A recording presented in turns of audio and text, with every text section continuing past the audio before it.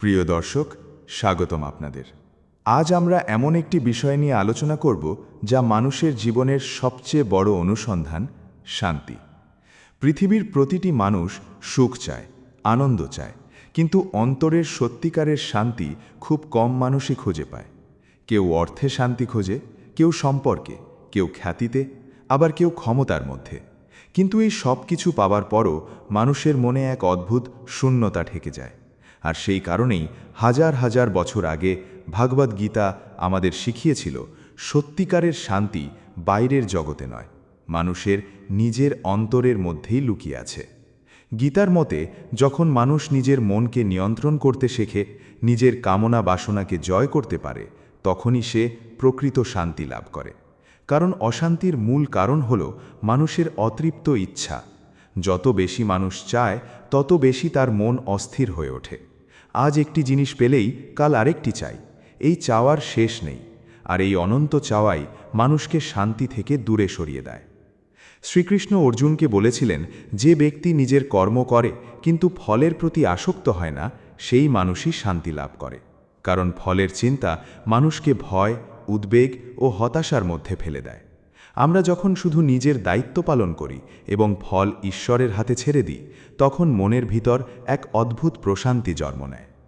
গীতা শেখায়, কর্ম করো, কিন্তু কর্মের ফলের দাস হও না। আজকের পৃথিবীতে মানুষ সবসময় দৌড়াচ্ছে, কেউ টাকার পিছনে, কেউ সম্মানের পিছনে, কেউ অন্যকে হারানোর পিছনে। কিন্তু এই দৌড় কখনো শেষ হয় না। আর এই অন্তহীন প্রতিযোগিতার মধ্যেই মানুষ তার মনের শান্তি হারিয়ে ফেলে। গীতা আমাদের শেখায়, বাইরের জগৎকে জয় করার আগে নিজের মনকে জয় করতে হবে। কারণ মন যদি অস্থির হয়, তাহলে পৃথিবীর সমস্ত সুখ পেয়েও শান্তি পাওয়া যায় না।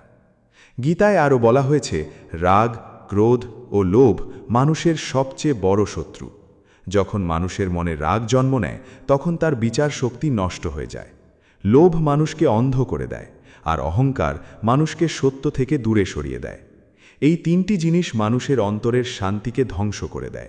তাই যে ব্যক্তি নিজের রাগকে নিয়ন্ত্রণ করতে পারে, লোভ থেকে দূরে থাকতে পারে এবং অহংকার ত্যাগ করতে পারে, সেই ব্যক্তি ধীরে ধীরে সত্যিকারের শান্তির পথে এগিয়ে যায়।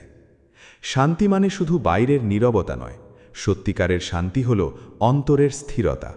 বাইরে ঝড় থাকলেও যার মন শান্ত, সেই মানুষই প্রকৃত শান্তির অধিকারী। গীতার ভাষায়, যে ব্যক্তি সুখে উচ্ছ্বসিত হয় না এবং দুঃখে ভেঙে পড়ে না, সেই স্থিতপ্রজ্ঞ মানুষ। তার মন সব সময় স্থির থাকে, জীবনের ওঠানামা তাকে বিচলিত করতে পারে না।